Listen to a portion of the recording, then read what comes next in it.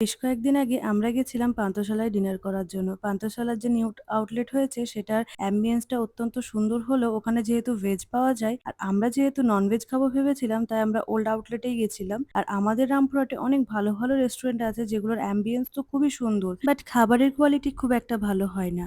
আর আমরা তো রেস্টুরেন্ট খেতেই যাই। ছবি তোলার হলে তো পার্কে যাবো, অন্য কোথাও যাবো। এত টাকা খরচা করে রেস্টুরেন্টে যদি খাবারটাই ভালো না হয়, ছবির জন্য এত টাকা ইনভেস্ট করা আমার কাছে বোকামি। আমার কাছে খাবারটা ম্যাটার করে, অ্যাম্বিয়েন্স ম্যাটার করে না। তো পান্থশালায় সেদিনকে অর্ডার দিয়েছিলাম স্টার্টারে চিকেন রেশমি কাবাব। এটা একটু ঝাল কম হওয়ায় মাহিরার খেতে সুবিধা হবে এই ভেবে অর্ডার দিয়েছিলাম। আর তারপরে অর্ডার দিয়েছিলাম আমি চিলি চিকেন ফ্রাইড রাইস। এই দুটো কম্বো আমার মানে এত ভালো লাগে, মানে আমি ভাবি অন্য কিছু অর্ডার দেবো কিন্তু ওখানে গিয়ে সেই ফ্রাইড রাইস চিলি চিকেনে আমি আটকে যাই। আর পাপাও এটা নিয়ে আমাকে প্রচুর হাসাহাসি করে, কিন্তু আমার কিছু করার নেই। আর মায়েরার পাপা নিয়েছিল বাটার নান আর আফগানি চিকেন বা এরকম কিছু, মাও তাই নিয়েছিল। আর এই চিকেনের রেসিপিটা বেশ মজাদারই লাগছিল। আর রেস্টুরেন্টের যিনি ম্যানেজার তিনি আমাদের প্রেফার করেছিলেন, ফার্স্ট টাইম ট্রাই করছিলাম, বেশ মিষ্টি মিষ্টি ঝাল ঝাল এই মনে হচ্ছিল। তারপরে সবকিছু খেয়ে আর তো কিছু খাওয়ার মতো পেটে কিছু জায়গা বাকি ছিল না, তাই বেরিয়ে এসে একটা আইসক্রিম খেয়ে নিয়েছিলাম। প্রচন্ড গরম ছিল যেহেতু, তাই আইসক্রিমটা মনে হলো একটু খাওয়াই যায়। আর মায়েরার পাপা ওরা কেউ আবার আইসক্রিম খায়নি, ঠান্ডা লেগে যাবে ভয়ে। আমারও ঠান্ডা লেগে যায় কিন্তু